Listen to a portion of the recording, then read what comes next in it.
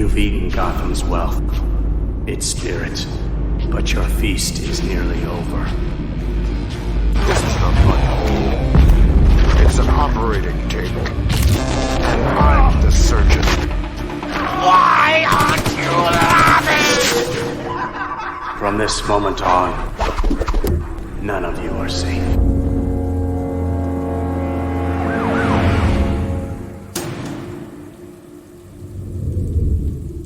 Welcome to the Batman Book Club, a podcast exploring the Dark Knight Library. I am your host, Ryan Lauer. The Batman Book Club is a proud member of the Batman Podcast Network, hosted by Batman on Film.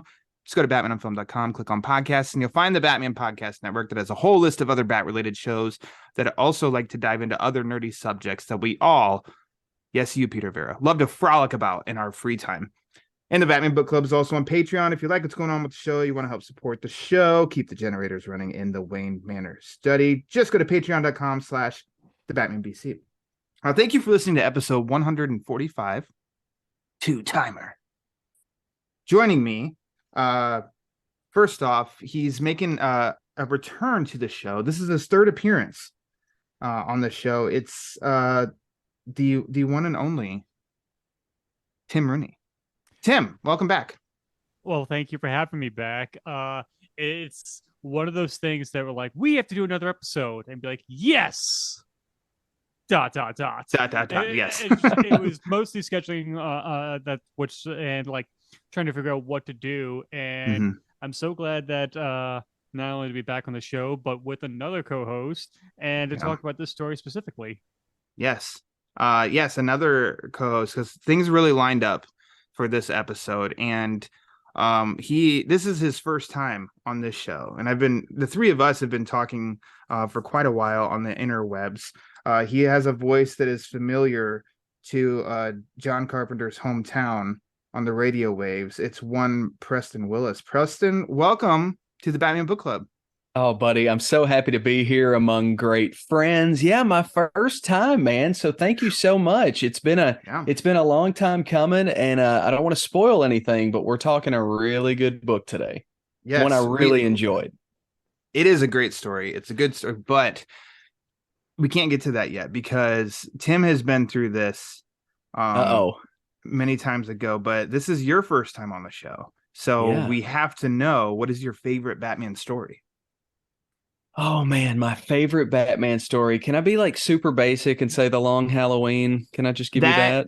You know, I was about to say no, but then you followed it up with The Long Halloween, and you get free pass on everything. It's the right choice. Right. It's the best choice. You know what? Let's skip the book we're going to talk about. So let's talk about The Long Halloween. Chapter 1. Let's dive right in. I never need an excuse to talk about Long Halloween.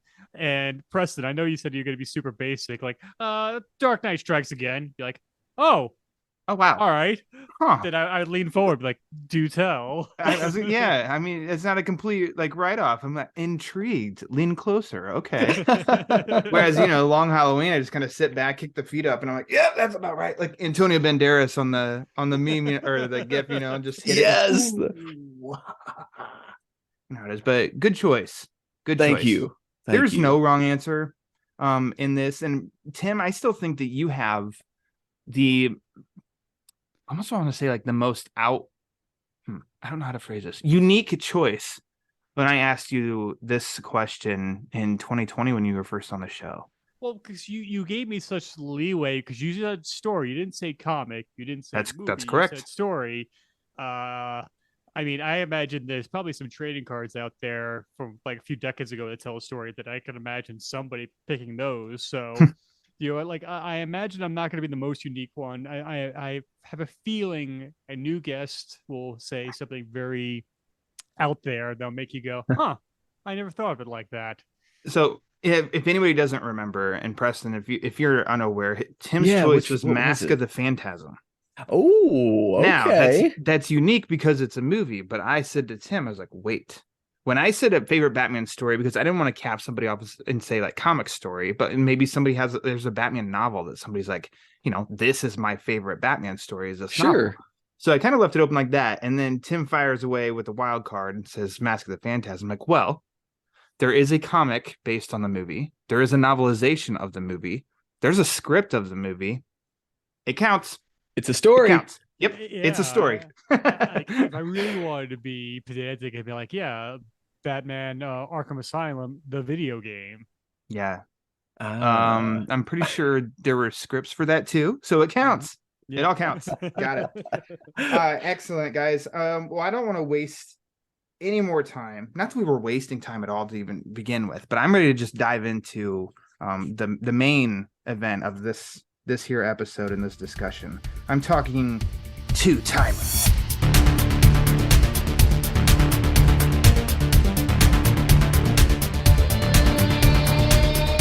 Now, this is a two-issue story that launched the Batman and Robin Adventures comic line released in 1995. This was written by Paul Dini with art by Ty Templeton. They're released physical issues. They're available now digitally. They're in trade paperback, volume 1 of Batman and Robin Adventures. It's available on DC Universe Infinite. And also that trade paperback collection is available on my favorite app of all time, Hoopla, which I think, was it you, Preston, that you just experienced the wonderful world of Hoopla lately? That's it, man. I was in search of this glorious book and kind of came across it, put my login credentials in via my good old library card. Yeah. And I'm like, look at this wealth of resources here. And yeah, it was like free and totally available. It's incredible. Tim, are you aware of Hoopla? Aside from my loud mouth constantly talking about it. Yeah, because I just finished the first Mike Hammer book by Mickey Spillane, I, the Jury, through Hoopla's audiobooks. Yes. Guys, the word's spreading. And it's not just panic, it's Hoopla. So for this discussion, Tim, you first. Which version did you read for this episode? I read my copy of the trade paperback, The Batman and Robin Adventures, that excellent. I'm holding up right now. The very same one that Preston has he got from his library copy as well. This one? Yes. Yeah. Yeah, I have all the Batman Adventures and the Batman and Robin Adventures, and now the Superman Adventures. Like, this is like, if this house is on fire and like I can only grab a few things, these comics are the ones I'm grabbing, like specifically. I'm just like, especially I bought off eBay like DC Adventures, where it's like kind of like a precursor to Justice League done in the DCAU form that I bought as individual issues. And I'm like, yeah, those are things I'm saving. I'm like, I can get Dark Knight Returns, I can get Long Halloween and Dark Victory again, but like these have sentimental value. I'm grabbing these from a burning building. Yeah. Excellent. I mean, I guess we just played your hand, Preston, but you have a physical trade collection in your hand as well. Yes, that is ultimately how I read it. Even though I did find it digitally and it was super convenient, I was like, I don't know, I'd like to flip those pages, man. Mm-hmm. Just saying. And let me ask, by the way, just because I actually don't know, are there 2 volumes of this or more? Or there are 3, I think. There are 3. Okay, Adventures. Cool. There was 4 for just the Batman Adventures, where Robin periodically shows up. Oh, nice. And I think there's 3 for Batman and Robin Adventures, where Robin's there most of the time. And then eventually there was the Gotham Adventures, which is like done the season 3 redesigns, where it's a lot of Batman, Nightwing, Robin, and Batgirl. Which those ran the longest. I think it's like over 60 issues, and much to the chagrin of Jay Oz and myself, they have not been collected in trade paperbacks in English. Curses. Yeah, you can find them in Spanish and French. Interesting. And I've only been able to read them because of DC Universe Infinite. And I'll never get rid of that app because they have these issues on there. Yeah. And so. And Shadow of the Bat. Yes. I have that trade, but I couldn't go and get it out of my archives in time, so I had to settle. But I mean, I used Hoopla, so I will say I prefer if I can get hands on my my physical copies, I'd rather go my physical copies. That's why I bought them in the first place, but that's okay. Sure, because it looks beautiful on the iPad. How about Preston, when was the first time that you read this story? First time I read this was about a week ago, my friend. Whoa. All right. A newcomer here. Totally a newcomer. So, I am someone that's very kind of associated, very familiar with Batman the Animated Series, but I have never dove into this line of comics. Obviously, I was asking how many volumes there were because I don't know anything about it. But man, I was so impressed.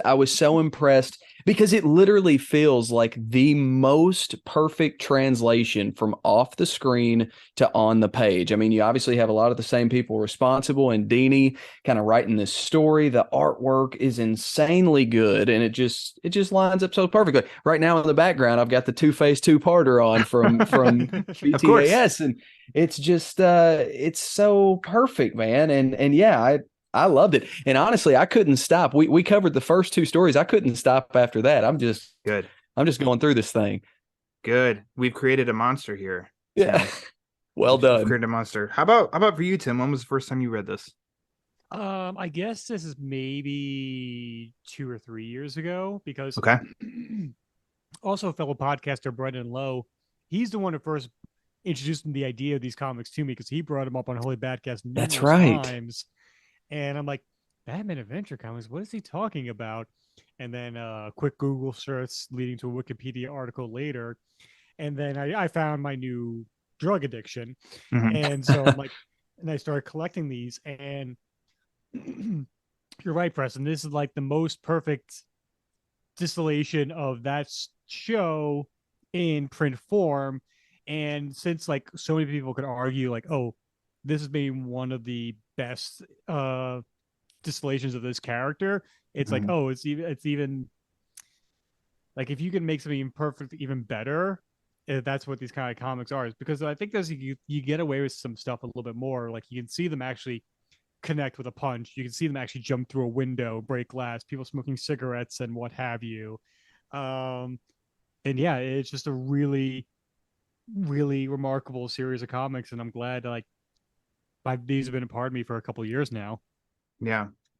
I'm not as much of a newcomer to it as Preston, but more like around like what Tim said. I was probably like 3 or 4 years ago when I picked up this trade, because I bought, when I got my first iPad, and they started selling stuff digitally, I started buying the Batman Adventures comics. They were like 99 cents a piece. But I've said it numerous times on this show that I came from a small town, so we didn't have a comic shop. We had a spinner rack at the grocery store, but it was not kept up. And also, you're a kid, so how do you even have money to go buy comic books anyway? So it wasn't until late in adulthood, and they started collecting these in the trades, that then I really started to exploit it. So yeah, it was probably like 2018 after I got the volumes of the Batman Adventures. Then I started picking up Batman and Robin Adventures. And so, but I haven't revisited it a ton. So actually reading it this time around was also cool too, because I didn't fully remember what all happened, which was a nice surprise. And then lastly, the two of you can, tag team this question, because it's a pretty unique way of like, why Two-Timer? Why is this the book that you both came on the show to talk about? That's a Tim question. Okay. Well, because this is one of several several books that we could have discussed. And because you're doing actually a lot of stuff like Batman animated comic forms, like you just did Mad Love for obviously Valentine's Day and everything. And I was worried, like, are you going to be Batman animated comic out? Like, no. Like, oh, Tim. I know it sounds like a silly question on face value, but like there are times like, no, I want to see like Greg Capullo's Batman. I want to read some more about that. I like his art style. And there's something about this, because there is much like so many of the Batman episodes for the Batman the Animated Series, there's a lot of empathy for the antagonist. I won't even call him the villain in Two-Face, that there's empathy, and your heart breaks by the end of it. Like, yeah, we won, but at what cost? Like so many great Batman stories.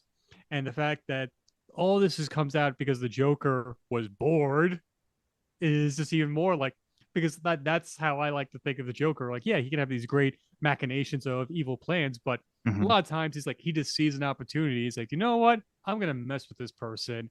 And that's where the story comes from. And see that he does that to not a colleague, but a I guess not an ally, but just somebody in the same kind of world of doing it to like an actual Arkham inmate. It's like, okay, this is kind of interesting to me. And Tim, this is like important for me. It's not only someone in Arkham, it's someone who is like in active recovery, right? And that's what makes it hurt even more because it's someone that's like so close to rehabilitation. And just because this one, a-hole it wakes up one day and is like, oh, it's Tuesday, I'm gonna piss somebody off, Yeah. The whole thing gets turned upside down. So yeah, it's quite the story, that's for sure. And we'll get there obviously, but I love that right when you think it's over, right when you think, the good guys have won, they do give you that little kick in the gut where it's just like, oh, because that's very Batman the Animated Series, kind of grounding it back down like you want it, like at what cost, exactly what Tim said. So yeah, that really hit me as well. Definitely. And I'm really glad that kind of how this episode came about ended up being organic. Because Tim, I know that you've been on before and we talked about you coming back on the show, and Preston, I invited you, and our schedules were kind of conflicting. And then as the three of us think we're probably talking about horror or something, it was just like, hey, I have a crazy idea. How about all three of us come on Batman Book Club? And Tim's like, hey, I have some ideas for stories. How about any of these? It's like, Preston, is that good with you? Yeah. All right. Well, then let's go. Yeah. And everything lined up, guys, because we are recording on the second day of the month. It's in the 2:00 hour in Juneau, Alaska. And I have two guests on this episode. And we're talking about a Two-Face story. That's right. The universe lined up quite perfectly, if I may say so myself. So you guys started to lay the groundwork here of, obviously Two-Face story, two-timer, issue 1 and 2. We'll start off with Harvey Dent's. You can pick this up without having, let's just say that for some reason you're kind of unfamiliar with the animated series. You can start up this book and you're kind of caught up.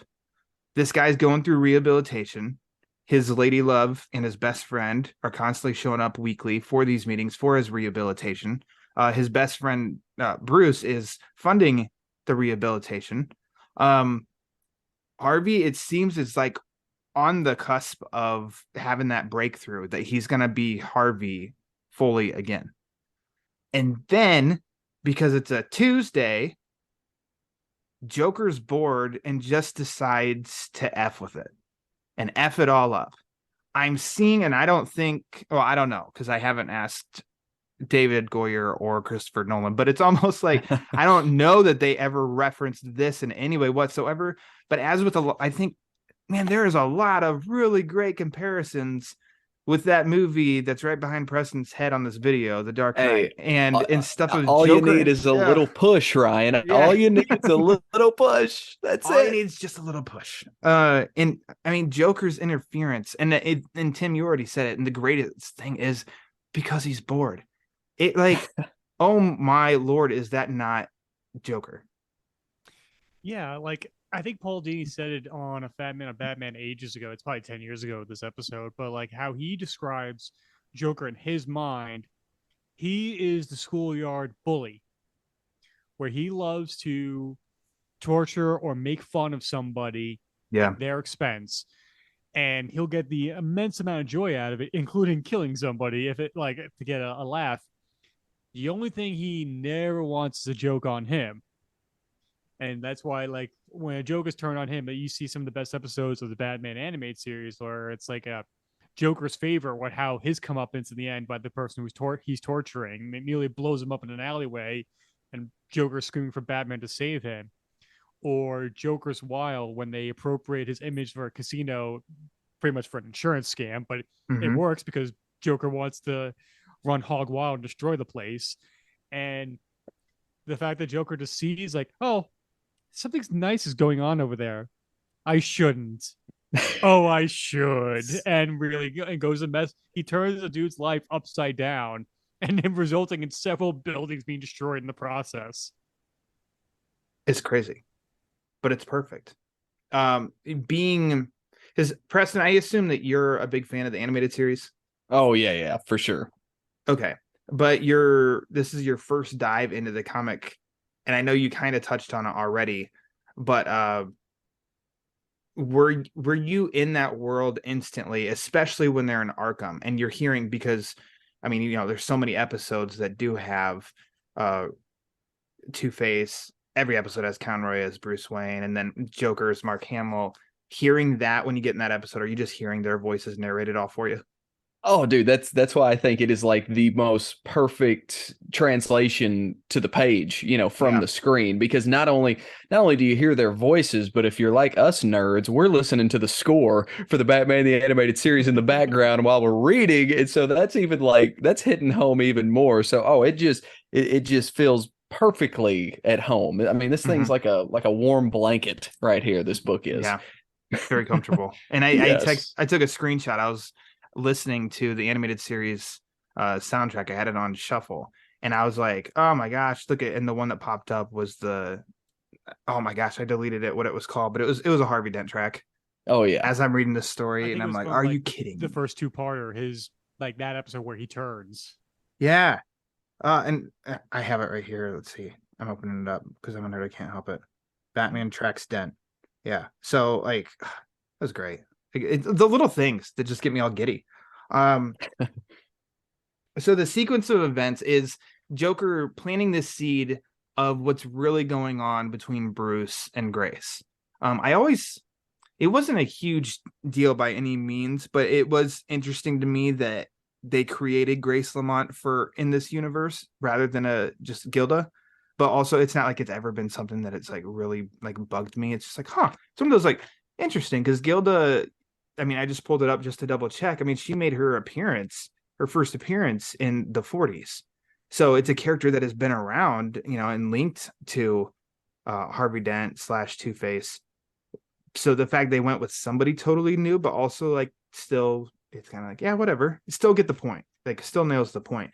But I love how this planning of the seed with Joker, and then it's just not enough for him to just do it once and run away. It's like he throws a grenade, and then he comes back and he starts poking the shit out of Harvey, and then runs away and leaves another grenade behind. And meanwhile, it's like more stuff, you know, then he's seeing Bruce Wayne and Grace popping up, which is just like, as much as he wants to dismiss it, he's just a ticking time bomb at this point, ready to explode. And then Joker does the ultimate asshole move and goes and gets, he's a little shithead in this episode. Like, when you think about it, he's so bad.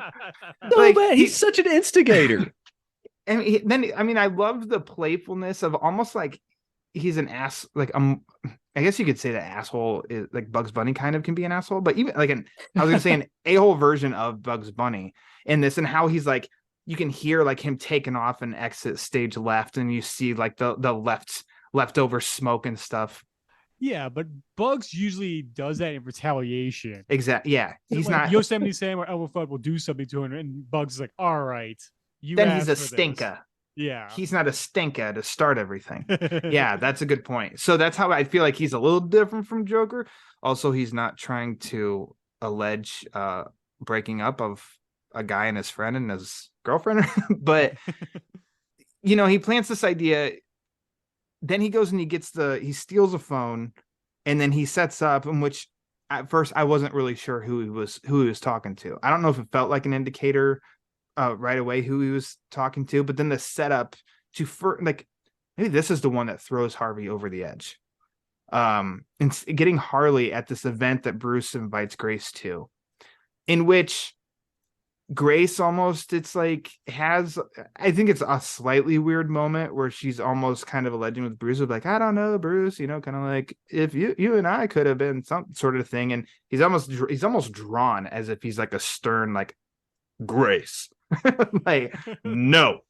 And she leaves and gives him a kiss on the cheek, and that's when Harley strikes, takes the picture, and then gives it to somebody from the Gotham Gazette, who splashes it on front page, because Bruce Wayne getting married is a front page, you know, headline, except none of that is true. And then Joker takes the paper and sneaks it into Harvey's cell.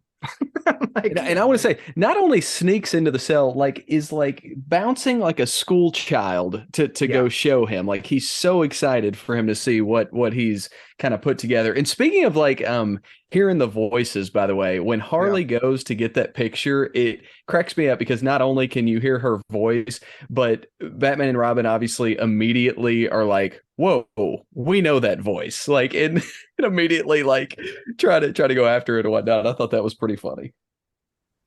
Yeah, I mean, like Bruce Wayne being engaged would be like one of the royal family being engaged. I mean, it would be worldwide news. So yeah, like that would make a splash.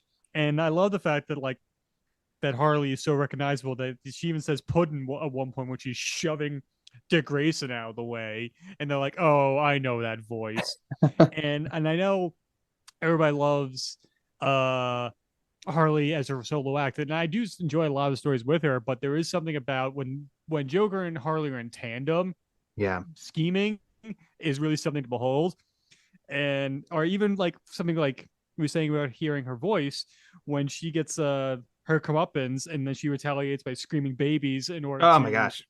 Cause the hyenas to jump out of the van to attack Batman and Robin. Like I hear Arlene Sorkin's voice screaming, "Babies!" Exactly. Like, oh yeah, that probably more so than almost anything else in this. When it is that panel when she yells "babies," and I can hear Arlene Sorkin definitely in that. Like you said, Tim, though, I totally agree, and I know that there's that Harley is like a solo act now, basically. And I like stories of her where she is now and stuff, but it's like, but what's your favorite? And I'm like, her in the Jester suit working in tandem with Joker. There's something, I mean, kind of as she debuted, that's just still really, that's my favorite with Harley and the Joker, her dynamic, because it is so, they kept it really interesting. Of, you know, basically he could treat her like crap for some reason. She goes back to him, and then when she's had enough and she's like F you, then he goes crawling back to her. It's very dysfunctional. And then there's a lot of moments right there in the middle where, like you said, just like in this episode or in this issue, where he calls her like, hey, help me, because this, you know, to her, she'll do whatever he wants, but then also I believe with her that she thinks this is a really good joke. And for her is like, well, yeah, it is just a Tuesday. You're in Arkham. I'm free. So what am I going to do tonight? Sure, I'll do this, Puddin'. And then sure enough, all these go into play, in which that first issue ends where, you know, it's a pretty good, I think it's a really good shot too, of where he's busted into Grace's apartment. Yeah, I love that. Yeah. And I mean, she's scared. You can see that they draw that she has, you know, tears and stuff, but this all what a great like setup, because it is, you know, being the two-parter, it does kind of remind me of the Two-Face two-parter of the animated series, and how there is, you can just feel throughout like that first episode, it's building, it like waiting for Harvey to kind of explode. And I do think in this one too, the first issue is you're just waiting for him to explode, and then at the end they leave a nice little like leave you hanging because he has exploded. And then it's a great last shot too, where he's in there. We know I mean, Preston, I don't firmly remember when I read this for the first time and like my reaction to it, since you just read it a week ago. I mean, you know, because of the tone of the show in this universe of like, yes, it's the end of this issue, but you know that Grace is going to be okay, like physically. Like, it's not like he's going to blow her head off or something. That's right. Yeah. Wow. Shocking start to volume 2. Amazing. Here. Wow. Or part 2, rather. Dude, one of the things that I wanted to really hit on, and this is a perfect segue to that, is just in really both of these stories, the pacing is incredibly perfect. Like, it is so good. Within the first 10 pages, it establishes the main setup of what's going on. Like, Joker already plants that idea in Harvey's head, like within the first 10 or so pages. And from there, it just escalates little by little. And I think that's perfect about it. And so, yeah, ends perfectly on that issue 1 there with him coming in. And then I love the start to episode, or to issue 2. I know. That is. I think we've both slipped. It's your turn, Tim. Call it an episode and not an Yeah, issue. no, man. No, I will remain professional here. I am the one that holds the line.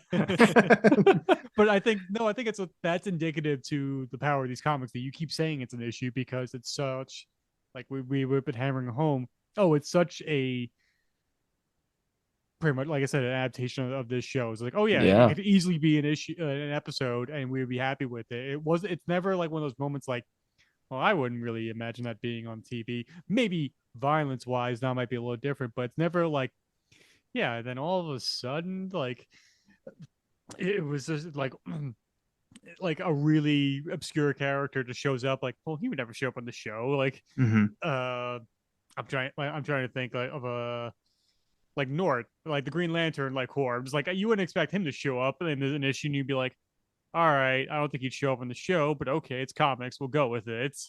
Yeah. I mean, speaking of like with the show, and it wasn't until I was looking up some like background of, this series in general, this comic series. And I mean, it makes total sense, but I guess I just like read it as is and didn't really think about it. And the shift of, this was the launch of Batman and Robin Adventures because the TV show had transitioned. Instead of Batman the Animated Series, it was now called The Adventures of Batman and Robin in 1994. So then, and that was like to almost feature more of Batman and Robin, get Robin in there more, as the dynamic duo. And so the comic series in the universe did the same thing. And I do think, yes, just a little bit, this story leans towards Bruce, but only in Bruce is the one with the history and the friendship with Harvey. Dick doesn't have that. But as far as screen time goes, I mean, I feel like it's pretty equal across the board. The story starts with the two of them taking guys down, opening up this second issue here. It's Batman and Robin both just taking out thugs, trying to find out where Two-Face is and stuff. And then it's like Dick returns back to his dorm and then is kidnapped by Two-Face. And then it's Dick and Bruce in the big finale. And I mean, well, right before the finale, then it's Batman and Robin. So then this is a kickstart, and Preston, you'll have to, I mean, since this is your first exposure to this, as you continue that first trade too, you can see, I think it does balance itself pretty damn well of, yeah, this is a Batman and Robin book. Oh gosh, for sure. And one of my favorite things about it, something you actually just mentioned, it is that Dick totally has that different perspective, right? Whereas Bruce is just trying to bend over backwards to save his friend, to help his friend. And Dick's like, I don't know about this guy. Like, I've been trying to tell you all along, this dude's nuts kind of thing, So I really liked that dynamic and how it ended up playing out toward the end and whatnot as it goes through that second story for sure. And it's something that there's two things I want to talk about. Two things. One, in the first issue, there's so much, like almost every scene, something like plural is being used, like us, we, two. There's something being brought up in every scene and conversation. It's very like apt like that. And thinking about, like we were saying, like we were talking before about Harley and Joker's relationship and how terrible it can be and has been for a long time, like how abusive Joker is to Harley, and yet they keep going back together depending on who's telling the story. It's kind of the same way between Bruce and Harvey here, where it's a cycle of disappointment and violence, and Robin's on the sideline trying to tell their friend, like, hey, this person's bad for you, and yet you keep continuing to be a part of their life when you really shouldn't. And by the end, Batman sees the what Robin's been saying the whole time. It's like, yeah, you're right, my friend's gone. It's just Two-Face at this point. Yeah. Oh man, I have a lot to say with that, because I totally agree.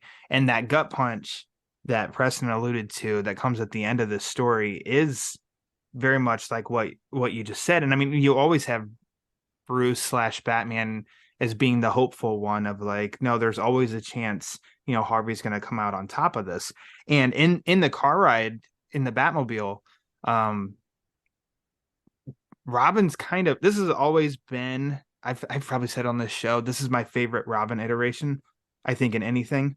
I just love the relationship of the two, which is why with the Lost Years that I covered last month with Ryan Haas, not exaggerating of like, oh, it was really tough to read, but it almost seemed like Batman was a little dickish to Robin, and it's like he was never that way in the show with Robin.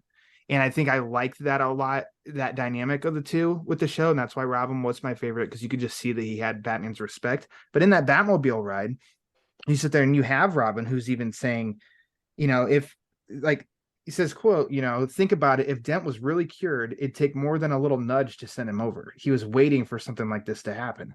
And Batman kind of tries to defend it a little way. And, you don't know Harvey like I do. And he says, but I know Two-Face and blah, blah, blah. And Robin tells him he's not Harvey, Batman. And that sticks. I think that sticks because that's the end of that. And then it jumps to basically Dick's been dropped off. So we don't see any more of that conversation in the Batmobile. But then you see later on in that issue that Batman flat out calls him Two-Face. And Two-Face says to him, he's like, let's see, what's he say exactly? He's like, Harvey, or sorry, I'm trying to flip to it. Two-Face? Yeah, because he says, let her go, Two-Face. And he goes, Two-Face? Usually it's Harvey. Don't tell me you've given up on my better half, Batman.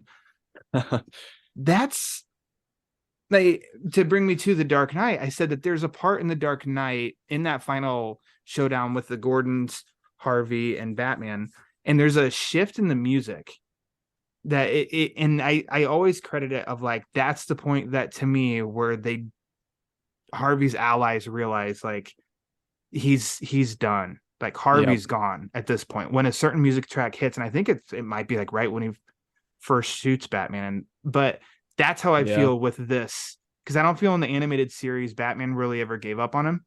But I think in this, that moment to me really said like Robin was right and told him this. And then he said that, and it's just like, and then the gut punch that comes, a couple pages later.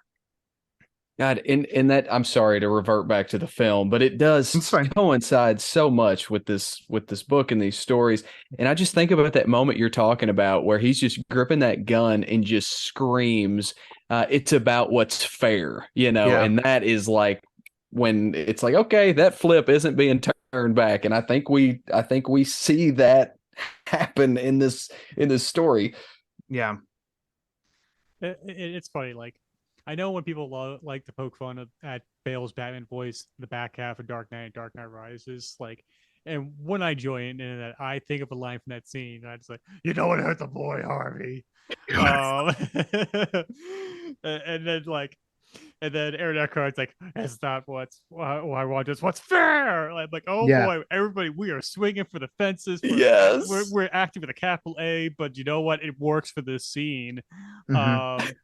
Which I also never understood. Like, he puts the gun to his head and then he flips, and I'm like, would he have shot himself before shooting Gordon? And Gordon never had it. But you're right though about the loss of a friend and then the acceptance of that, and that Batman's like, no, he's truly gone right now.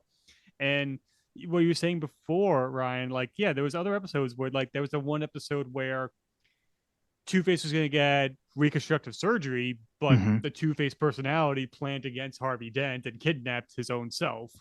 I think that's in the second season of that was probably the Batman and Robin Adventures of Batman and Robin season. And yeah, like it like Bruce Wayne and Batman.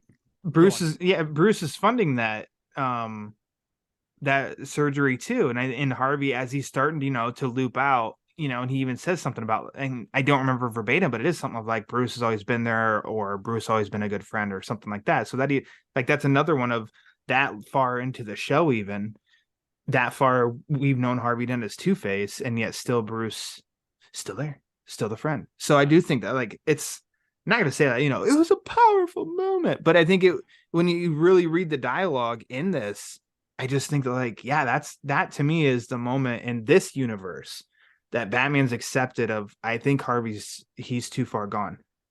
Yeah. And also, like, there's another moment like that in The Dark Knight Returns where Bruce funds for Harvey to get his face repaired, but it doesn't take. His psyche snaps, and then later on when he captures him and he sees how Harvey sees himself in that one flash of both sides of his face match. Yeah, it is it's a cycle that continues because comics, but it's all I'm always fascinated. Like even to like bring up Long Halloween again, when they did the long sequel, the one that came out 2 years ago, year and a half ago. 2022. Yes. And yeah, like how that like oh no, that was the very same 2021. thing where, Oh, I'm a sinner. I apologize. 2021. right, Oh my because God. Tim I'm Sale fired. passed away in 2022. That's right. Yeah, like that's another thing where like Bruce Wayne hasn't given up on Harvey Dent in that story as well. One quick note, because I find this interesting, and I do think as we've continued to kind of hit home here recently, I do think at this point he was too far gone. But I will say, if you have the physical copy, I'm not sure if it's the same on the digital, but it's page 45. There's a frame right in the middle in the bottom, and it's where he has Grace on the rooftop, and she calls him a monster. And I love his response so much because he looks really confused, really hurt, saying, "No, Grace, I'm not, don't say that." And then, a second later, he is furious again and absolutely snaps. But I do like for that, like, split second, there is that, sense of remorse, maybe, find that kind of interesting. But now, that's what makes Two-Face, Two-Face, because he's always kind of he's always kind of going back and forth. It's almost like a last moment that I guess that the Harvey personality can actually speak, and then Two-Face pops back in. But for both of you, so we've read Two-Face stories where it really it went with the two puns, and Harvey Dent is just, I mean, he's not Harvey Dent. It's just Two-Face, and it's about the gimmicks and the gags and stuff. We've read those kind of stories. Do you prefer those stories, or would you rather Two-Face stories always be almost like the hopefulness of Harvey Dent's gonna triumph? You go ahead. Part of me does love just like a good just like it's full Two-Face and we have two puns and everything. It's kind of like Mr. Freeze, but with two names like Gemini, Yanis, or what have you. But no, the possibility of hope of rehabilitation of Harvey is something I think is fascinating, because I believe in rehabilitation as a person anyway. So I'm like, yeah, I think there's always a chance, there's always a hope that he might get better. And that's why I think that's why these are so fascinating, because it's kind of like, how it's going to end. You don't want it to end that way. You're like, maybe this time it'll work out. Maybe this time it'll be a happy ending rather than a tragic or bittersweet ending. Yeah. Yeah, I like it. I agree with Tim exactly. I like it because it's complicated, right? It's not black or white. It's, there's a lot of gray in there, right? And you've got somebody trying to help their friend, and who knows? We've all probably been in, I wouldn't say similar situations to this, but, we don't have hopefully a maniac as a friend like Harvey Dent, but nonetheless, you could apply it to a lot of different things. But I definitely prefer that, form of storytelling. Yeah, I think they each have their benefits for sure. And sometimes, I mean, what's your mood? Sometimes like in this universe. So I'll say, is Heart of Ice a more like a deeper written episode than Christmas with the Joker? Yes. What do I choose to watch more so than not? Christmas with the Joker, because it's just more entertaining in a sense. So I feel like the Two-Face gags and puns kind of issues and stuff like that, like that's when I'm just like, I want it's overused, but like I don't want to have to think too hard. I just kind of want some entertainment right now. I'll run to those because it's not going deep. But then when I am in those moods, a Dark Knight mood, then it is like, oh yeah, give me the tragedy of Harvey Dent. Let's go. Let's do this. Maybe this one will end different. I think there's something to be said for like a really cold Two-Face as well. Kind of that straight up mobster, gangster kind of guy, but just just straight to the point. That's really cool, characterization as well. Sorry. I was going to say, like, kind of like how in the Lee Bermejo Joker story, where Two-Face is just a mobster. Sure. And Joker has information that hangs over his head, and the fact that he is just, you can argue he's even just a plot device, but the fact that there is no ambiguity there and he is just Two-Face, like, that's just as entertaining as him being morally, like, dubious or complex. So like I love those stories, but also love Batman versus a Deadshot story. Like, yeah, I'll read that at any time. I don't think it has to be complex. It's just a fight against time and will. So I think it's a great looking panel on that last page, which, by the way, issue 2 has 22 pages. Anyways, Robin says to Batman as they're back to back, and I think that's just like a greatly drawn image by Templeton. And he says, as bad as it looks, everything that Two-Face destroyed tonight can be rebuilt. And Batman says no. And then you start to see, like, you see an overhead shot of like the police cars and stuff. Then you see Grace with Two-Face, and then you see her walking like toward us and away from Harvey, and Batman and Robin in the background. And says not everything. And I think that's like that's the punctuation mark in which I honestly don't remember if Grace pops up in anything past this or not, but I'd be surprised. Not if she did, but if there was still hope in her eyes, if she did pop up in another story of like Harvey's still there, as Gilda says, my Apollo. But now we meet her waking up at Bruce's house the next morning. That's what happened. Hey, so they were onto something. Okay, well, this all makes well sense. done, Joker. Sure, your blues. Yeah, holy moly. Let's talk for a minute. Let's go with the guys that constructed this story. And I want to start with Templeton first, because I think it is I'd imagine it's a tricky thing for an artist of like, hey, you're hired onto this, into this book, but you need to bring your own flavor, but make sure it looks just like what somebody else has done. What do you think an artist in that regard? And I need to go back and revisit it. John Sommeriva was on this show, and I got to talk to him, and he did the Batman TMNT Adventures combo series where his art matched the animated series, but then also matched the 2012 TMNT series. But like, is that like, where do you think that they stand on that of like, yes, awesome, or is it like, I've got to make it, I got to mimic almost? Yeah, like, I imagine good question. There's a house style that you have to adhere to a certain extent. Yeah. I mean, like, if you turn in your pages and all of a sudden Batman has Kelly Jones like ears, people will be like, wait, hold on. I don't think this does not compute for this type of story. I do think that, like, depending on the framing of each panel, but is obviously up to them. But yeah, adhering to that, I think it could be kind of limiting on one hand, but I also think it could be kind of challenging on another hand. Like, okay, can I do this? Can I mimic this? Because I know how styles of certain characters have been prominent at both of the big two, at both Marvel and DC. Yeah. But like, no, you can't have suddenly like, but like, if you look at like Steve Ditko's Spider-Man versus John Romita Sr.'s Spider-Man, there is a difference between how Ditko and Romita drew them, but that they're still indelibly Spider-Man. So yeah, and the fact that Templeton's picking up from Rick Burchard, who's in the first issue, who did a lot of the Batman Adventures, yeah, it's just really remarkable that he's able to do so much or great work even early on here.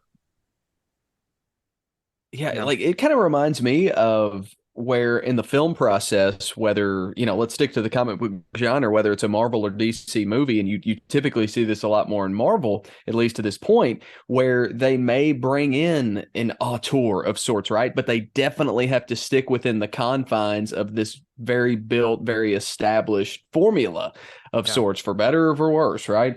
So that's a very interesting concept that an artist would have to do for this, because as we have all just said over and over, we can't say enough how this feels like an episode of Batman the Animated Series. I mean, it's so perfect. So I would love to know a little more, honestly, because I don't, about how, he was able to interpret some of his own style into this very established world, Yeah, and I mean, it wasn't the same person directing every episode of the TV series, sure, but every episode for the most part like looks, the same. So it is a bit like that'd just be interesting, because if I'm to get this book that's supposed to be in this universe, I want it to look like this universe, no matter who's in charge. And then you go to the story itself, and I just feel like you hear Batman the Animated Series and you attach Paul Dini. I want to know what that man has been taking for 30 years, because he's on something good and he can't fail. Like, this is a Two-Face story, which at this point, I don't know how many episodes of Two-Face had aired, and yet this, I think, goes right along with like the strongest. I think the Two-Face stories in the animated series were all good. The worst, quote unquote, one was pretty damn good, so and yet this feels like it could have been an episode and live up to those expectations of all the Two-Face episodes in that series. Classic Paul Dini. Completely agree. Yeah, because Dini is able to do. He's great at two things. Tim. I know, goodness. I'm just going to keep it going. He's able to do the straightforward Batman story where it's we're going to tell a detective story, we're going to tell an adventure, and we're in, we're out, we're good. I think of, what was it, Sleigh Ride? But when Robin is kidnapped by the Joker on during Christmas, like that is just that's a straight story, a straight adventure. But like he can reinvent or break these characters and do something very different with them, like Heart of Ice, or I'm trying to think of I don't know if he wrote Robin's Reckoning, but like that's also very much based off the a lot of the stories of Robin up to that point. But you get my point where no, he can do something a little different. Or no, Over the Edge. Over the Edge is structurally, it's a very different episode compared to any of the other episodes of the show. And that's something, he breaks the structure of that show, but still adheres to what you expect from a story. And everybody, for the most part, seems to love it. Mm-hmm. Yeah, and I know, Dini, I don't know if he's going to be on the Batman the Adventures Continue season 3 that is currently out and running now. I don't know if he's going to write every single one of those, but so far he's written the first 2. And I mean, this is just like the Dini-verse in my eyes. Nobody knows this tone better than he does. The look the most recent issue is Kevin Altieri, who's also, had his hands in this series all these years too. The look was a little bit different, but as far as like the story, the tone, the characters of that issue and everything, it was like, yeah, this is Paul Dini. So I don't know how that guy, I mean, it's just rare, I think, that you have somebody that just when they touch something that is like, it's nearly perfect, like every time. And I can't really think of anything that like he did that I just didn't really like in this when it comes to the comics or the TV series itself. And then like Tim's favorite Batman story, Mask of the Phantasm, like he just is something unique and special with Dini in this universe. He can't fail. I still want to see that feature film live action screenplay. Come on, let's make it happen. Okay. I'll call him up. We'll see if we can do it. James Gunn to hire him to write The Brave and the Bold. Come on. I'm not going to say that to get my hopes up, because no, I getting your hopes up for any comic book movie, especially a DC one, is a fool's errand. I think we've learned that by now. For two-timer, I mean, I've hit all the points in my notes. Is there anything we haven't touched on that either of you want to talk about? I think Dick Grayson needs to change dorms because goons just happen to find him all the time at college. This like is everybody true. knows what information is. Between this or Demon's Quest or even Fear of Victory, where the Scarecrow, not knowing that that's Robin because he's trying to douse his roommate, like I don't know, change it, get a different hall, man. Like campus, campus security, or campus. Right? Yes, sucks. Bruce needs to help. He needs to fund that. You know, get lockup as security for the university. I mean, wouldn't let anybody in, I'm sure. Yeah, but also he like breaks somebody's kneecaps for not putting the Red Bull can in the recycle receptacle. So... You know, the students would learn. If that's your authority, I give you that. I'd be recycling. How about you, Preston? Do you have anything that you're itching to talk about that we hadn't covered yet?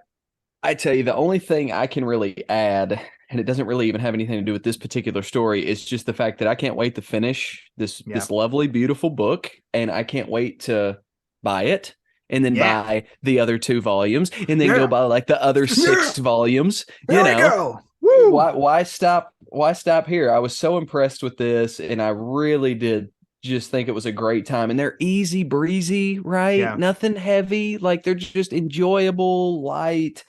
And big fan. Last episode, Untold Legend of the Batman. Great story, but you need to sit some time aside to read that one. And those are great to read. And then I do get something like this that I was able to read twice before we recorded, because it is a breeze of a read, and it's just so fun and enjoyable that it is like, I want to read that again before we talk about it. Where sometimes it is like up to the minute of like, gotta finish. So I'm with you on that one of I enjoy this series for that regard, because just like the TV show, it is like, before I go to bed, I'll throw on animated series episode, because why not? And watch some Batman and then drift away to sleep and then dream of me fighting in Gotham. I actually did that exact thing earlier this week. I put on the animated series, I fell asleep, and I dreamt I was gliding around Gotham like Batman. Hell yeah. That's a good dream. And like I told this to our friend Andy DeGenova, and like I made the joke like it felt like this. And I posted a screen grab of Batman gliding around Arkham City in the video game. And it did not feel like this. And it was just the real close up of Robert Pattinson in a squirrel suit. And I'm just like, it did not feel like that. And I'm like, so it was a good dream. I just feel like that's like the only shot in that movie. I'm like, do we need that? I think that we could have shot that in profile. It looks a little goofy. It's kind of like the same joke we made about Black Adam, where like the extreme close of Dwayne The Rock Johnson flying through the air. I'm like, I don't know if we need this shot. When you started that, it made me think of that image that you just see, and everybody changes the thought bubbles, but it's the man and woman back to back in bed, and she's like, I bet he's thinking about another woman. And then he's like, I'm gliding again in Gotham City as Batman, sort of deal. I mean, there's never been anything more accurate than that. And I've told my Miriam so many times of like, early on, if you ever had thoughts, I think now what I'm really thinking about, and it's Batman. Like, it's Batman. It's the truth. Yeah. Why dream about sex when you can dream about Batman? I mean, come on. Who needs that? It's either that or like the few times that I'm having a nightmare and I wake up my lady because I'm like yelling in my sleep. Like, she'd ask me in the morning, like, what happened? Like, oh, Michael Myers killed me again. Yeah. Michael got me again. Too many times. That sneaky son of a bitch. I'm so happy that the 3 of us are recording a podcast and Michael Myers did get brought up. I mean, take a drink, everybody. Amongst the 3 of us, or a conversation amongst us that was not brought up at least once. Yeah. I mean, true. It'd have been a sin if it didn't. Let's hop into some favorites here. And Preston, I didn't know if you were prepped for this, so I'll go with Tim first. Yeah, that's cool. Tim, what was your favorite part of Two Timer? Oh, geez, my favorite part about it, it might be the beginning of issue 2. The montage of Batman.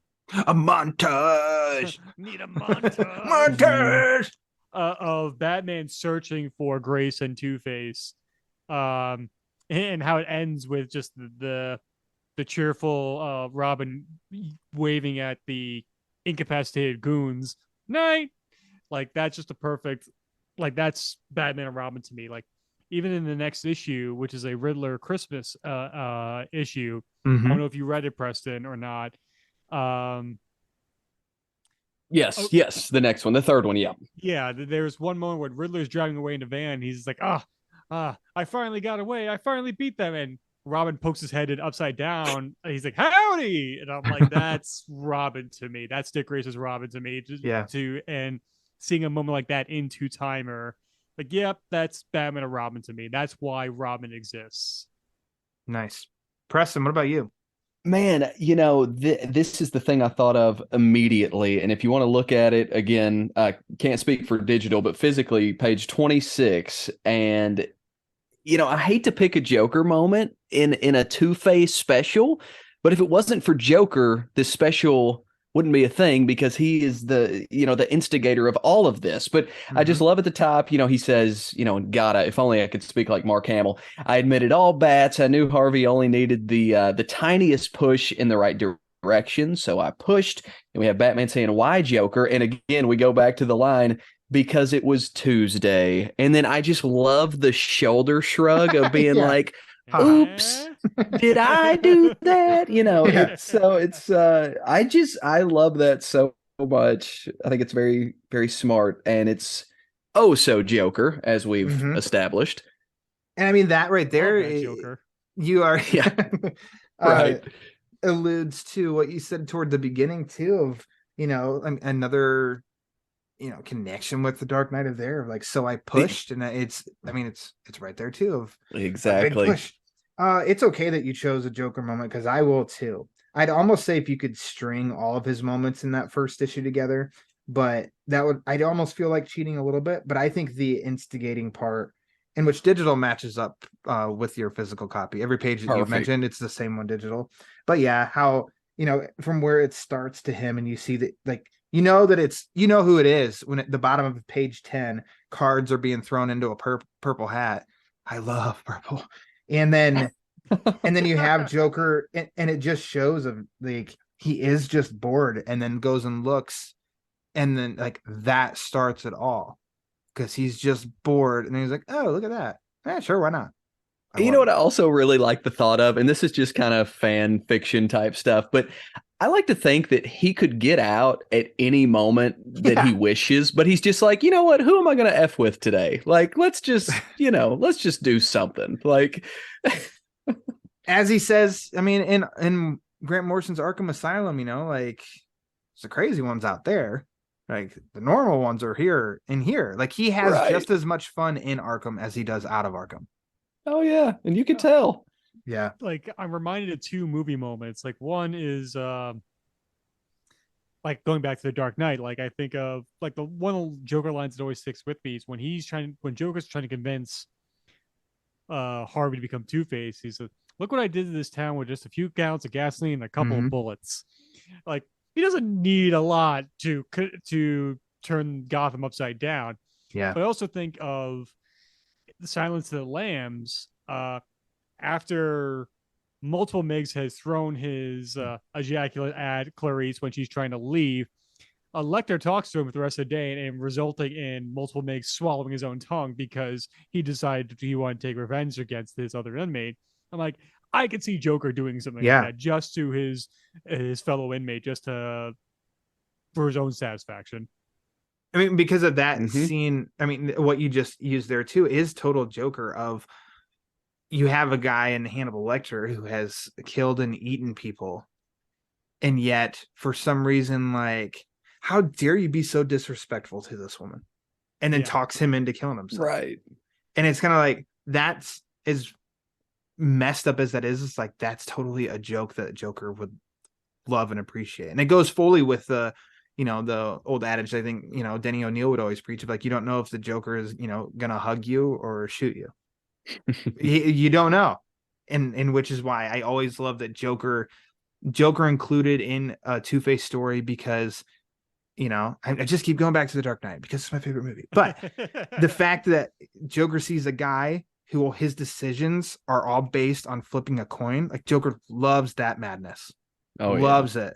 So like I love that Joker's used in a Two-Face story as well to help. Like that's just like Harvey's just a good toy for him to play with. So totally, you know what? It's totally fine, Preston, that we chose Joker moments. How about a favorite panel out of either issue? You can start this one off, Preston. Okay, this is actually another like little bit of an odd choice, but I kept going back to this freaking panel, and it's not even a big one. Page 29 is the first page of issue 2. Literally the first panel. We get the basically POV of Batman, and he is about to beat the crap out of this guy. And I love the terror in this guy's face, and I love in the background you can see the shadow, you can see the cowl and the cape and all that. And for whatever reason, I just thought this is so cool, because when I first started reading this this page, I actually totally missed the shadow in the background. So I was just kind of reading the line there, and initially I didn't realize whose perspective we were seeing at that point. And so it took me a second, and then once we flip, obviously we have them. So I really dug that one. I know that's kind of strange, but for some reason I kept going back to it. I think it's a great choice. Unexpected. Well done. Yeah. Tim, what do you think? Also to follow the trend of unexpected, page 20 or page 15 if you're reading individual issues, Harley with the flamethrower camera. Yes. And just like, I've watched enough action movies, I know what a flamethrower sounds like, so I just hear that in my mind, and it's one of those things, that's one of those panels that always comes into my mind when I think of these comics, as well as this story specifically. If not, it was also going to be the close-up of Harley screaming babies, and like, oh, that's just perfect Batman animated series right there. I know it has nothing to do with the tragedy of Two-Face or even the Joker, but if for some reason those two panels stick out to me. Nice. I like Ryan. Picks. Yeah, Ryan, to also pick a second, I will give a follow-up just very quickly. And this, I don't know. I almost don't want to say this because I got a feeling you like this one a lot, but I love that image of Two-Face on page 27 busting in. Like, I think that's a great shot right there. You talked about that one a lot, and I think that's a really cool image as well. It is a cool image. There's some good images I think here with Two-Face. I think the cover to issue number 2. That's a really cool, great cover. But mine actually is way back in first issue, page 10, the very top. Exterior shot of Arkham. I think that's that's daytime. You darken it just a little bit, that can be a moon, and then I mean it's just like a shot of Arkham from a distance with a moon behind it, even though I know that's the sun. But that and the gates and everything, like that to me always gets me excited. Always. Good call. I love the vibe of Arkham. And it's a serious house on serious earth. Anyways, the third question, and this is always tricky when it comes to a story like this. Would you like to see this adapted in animation? Most of the stories I talk about on here don't have a weird asterisk next to it. Asterisk. There we go. This one does, because the show's not around anymore. This one wasn't adapted in the series. Kevin Conroy's not around anymore. I don't know if Richard Mole is or not. Yeah, Richard Mole still is, thankfully. He still is. Okay. I'll like me first when it comes to, I'm like, well, if you don't have Conroy, then don't do it. Much like Adam West with even the 2 cartoon movies from a few years back. I felt like once he passed, I know that you could get some people to try and sound like West. I know he's not around, so it would distract me from listening to it. So I feel like that universe maybe just be done. And this too, I wouldn't want them to try and do it because I know it's a Conroy impersonator. But throw all of that out the window. None of those extras, and just take it at face value. Would you like to see this story adapted in animation? Absolutely not. No. Why would I want to? No, of course I'd want to see it. I'd want to see it, like, if the worlds were aligned, if things were perfect, if we can have that slider technology and go to that other universe that Conroy's still with us. Yeah, I absolutely would. And then, like, but also, like, even if we weren't going to do Kevin Conroy, like, I know Troy Baker's done impressions of Conroy, or even Bruce Greenwood, who's not doing a Conroy impression. He's doing his own thing. Like, I think Bruce Greenwood's also a great voice actor for Batman. I do too. Yeah, I mean, I love him in Under the Red Hood and in Young Justice. Like, I think even he could pull it off. But the fact that it's so indelible with Kevin Conroy, like, I don't think it will happen. But if the universe was fair, I'd say yes. Mm-hmm. Oh man, I say I want this in hand-drawn animation. I want this in CG. I want this in live action. You give it to me however you want. I'm going to take it. Pop-up animation. Yeah. Yes, please. Yeah, I mean, taking elements of the story for something else, I'd be all for it. I think this was, you could tell me that Dini had this script written as an episode for the show and it had to get cut because of budget or something, and I would believe it. I feel like this was waiting to happen as an episode of the TV show. But yeah, I mean, as I just said, without Conroy, I don't think that you do it. We're years beyond that universe anyway, so comic form is perfect form. And that about does it. And I mean, funny enough, guys, this was a big moment today, because what I'm showing you is a hardcover Lego Batman movie notebook that I actually busted open and used when I started the Batman Book Club. And guys, notes for this show were on the very last page. Look at that. This notebook for the Batman Book Club is done. Man. Like, minus the wrap-up episodes, pretty much every episode notes is in this one. You talk about some blood, sweat, and tears going into My a goodness. notebook. Huh? You better save that. You better not throw that out. I know it. And so then now I was like, well, what do I do for the next notebook? And what are the odds? A Batman the Animated Series notebook.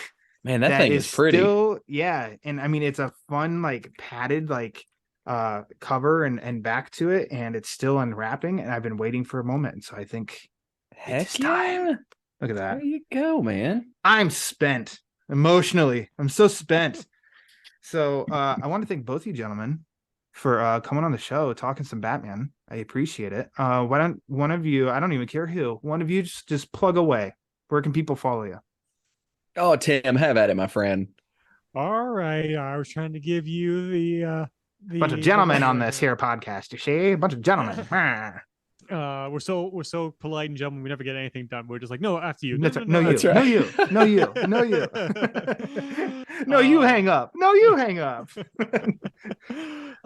Yeah, you can follow me on Twitter and Instagram at This Is Tim Rooney, even though I don't really post there that often. Try to stay off social media, but when I do, you can find me there. I have a few podcasts. Please Rewind, the RF for Retro Show, which is on an indefinite hiatus right now. The Anything Goes podcast when I have time, and my new show, Can of Nostalgia, which is talking about 3 different decades, the 80s, 90s, 2000s, and myself and my two buddies, we each bring a topic to the table of something, a nostalgic piece from that time period, and decide if we should recycle it or reject it to see if we want this to come back.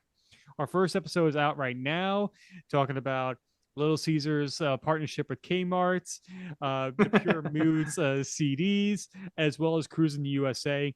And at the time of this recording, we're in prep for episode 2, and I really think people are going to want to listen to that one. Sweet. Damn it. Tim, that Cruising the USA theme is going to be stuck in my head now. Thank you very much for that. Well, Ryan, firstly, thank you, man, for having us and having me along again. Yeah, first time and super happy to be on here with you guys, man. So, hey, if we did this more often, I can promise you I'd be reading a lot more comics. That's for sure. And dissecting them a lot. So I'm going to what's that? What he's doing. I think that's what he's betting for us to do. He wants us to do more podcasts so he can read more comics. He wants us to justify it. That's right. Yeah. If I'm gonna go buy all these, I better be able to talk about them on a podcast. Damn it. Mm-hmm. That's exactly right. Get your money's worth. But gosh, much like Tim said, you can keep up with me on Twitter at Preston967. I'm on Facebook under my radio name. Sorry for the confusion there, Preston Green. I'm also on the RF for RM forums feed, all that good stuff, kind of hanging out from time to time on Facebook. And I'm on Letterboxd at Preston967 as well. So give me a follow there. I'm always trying to stay busy logging stuff. Yes. Excellent. Yeah. Follow both of these gents, and you may find yourself in a Halloween themed chat group. You just don't know. It's crazy. It's what birthed this discussion. This episode was Halloween. So thank you, Michael Myers. As for the Batman Book Club, you can follow on Twitter and Instagram at the Batman BC for latest episode drops, upcoming episodes, sometimes some giveaways. And at the drop of this here episode, you got to go to Twitter, because this year's bracket challenge, I'm thinking, because I'm trying to think ahead now, I think it will have been revealed by this point. And I need a lot of people's opinions for the bracket challenge. So make sure you go to Twitter at the Batman BC, because I'm sweating right now just thinking about the brackets, because it's going to be wild. I just have to say, like, I don't mean to turn this into a college basketball podcast, but this is like the most open field I can remember in recent and in just general history. Like I normally you got that one group of teams that are head and shoulders above everybody else. I just do not see that this year. So I think it's gonna be very interesting, and totally relates to the bracket challenge for the Batman Book Club, because there are going to be matchups that I think people are going to be pissed that they have to choose one. They can't choose both. So that'll be fun. Make sure you follow on Twitter, but also subscribe to the Batman Book Club YouTube page, where me and the Italian Peter Vera are doing the Road to No Man's Land. We missed out on February because schedules, the classic villain of podcasting. But March, we're going to wrap up Road to No Man's Land and then head to No Man's Land. So go to YouTube and do that. If you want to support the show, there's a variety of ways you can do that. Number one, patreon.com/thebatmanbc. Number two, tpublic.com. Type in TBBC for the Batman Book Club. You can get all sorts of swag with the Batman Book Club on it. Mind, don't you? I really do, apparently. But if you don't want to spend any money at all, it's 100% A-OK. The quickest, most impactful, and cheapest thing that you can do is rate and review the show wherever you listen to podcasts. So Apple, Spotify, Amazon, Google, iHeartRadio, wherever. Just go to the rate and review page and rate and review the show, because the more reviews it gets, the more it helps spread the word. And as we all know, the word is panic. So for Tim Rooney, for Preston Willis, for Ryan Lauer, I am Ryan Lauer. Until next time, we love Batman Comics.